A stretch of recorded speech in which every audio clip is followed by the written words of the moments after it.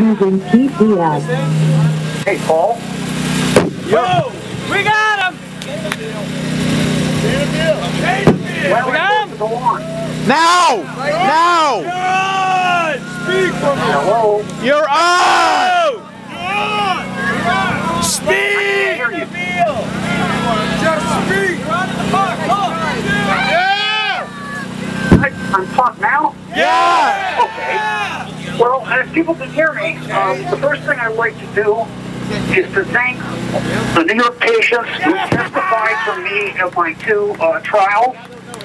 Dennis Brennan, who had hepatitis C, testified in Wisconsin. Sheila Gross, who has multiple sclerosis, and Mike Binkley, who's had AIDS for 30 years, testified in Nebraska. Unfortunately, despite the fact I was the main supplier on the East Coast for 20 years, and despite 2 heart attacks, we could not persuade the Nebraska judge to be merciful. However, you in the crowd can weigh in with the Nebraska Parole Board. There is a letter writing campaign for my early release. You can contact the people who are in charge of that at the Hippie Museum. This year, like every year for the past 40 years, this event was organized out of 9 Bleecker Street. Now this historic resource, this building that dates back to the 60s, is under threat. And I urge you all to get involved in saving the Hippie Museum. Finally, many people do not know it, but New York actually has a medical marijuana law on the books. It's called the Oliveri Statute. It was passed in 1982. Unfortunately, when it was passed, it was restricted to a program where the National Institute on Drug Abuse was supplying free marijuana to a certain number of patients.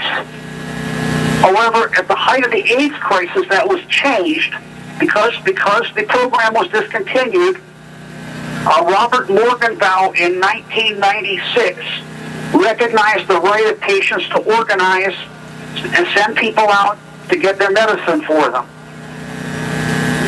That was the exception that we were operating under, and I would never have gotten in trouble in New York City. It was because I was out of town that I ran into problems.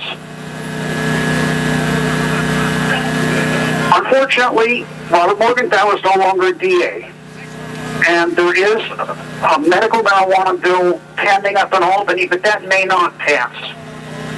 What I'm calling on people to do is the same thing that the Needle Exchange did for 4 years. First, they put out their own cards, but then the New York Health Department issued Needle Exchange cards. I want you guys to get out there and get the City Council to pass an ordinance under the Oliveri Statute to allow patients who are never arrested by feds. You only have to worry about the New York City Police. Have patients get medical marijuana cards from the city of New York, no matter what happens up in Albany. Please, I am going to come home. Please make it so that I can come home to a medical marijuana state, or at least a medical marijuana city. Please pass the medical marijuana card in New York City. Thank you for your support. Thank you for listening to me. For the people that whose phone this is, I will call you back in a minute. I need to talk to you. Thank you very much.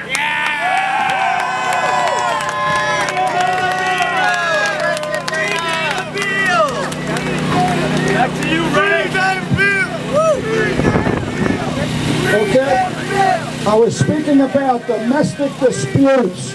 Domestic disputes are the most common call a street cop gets. You get 3 or 4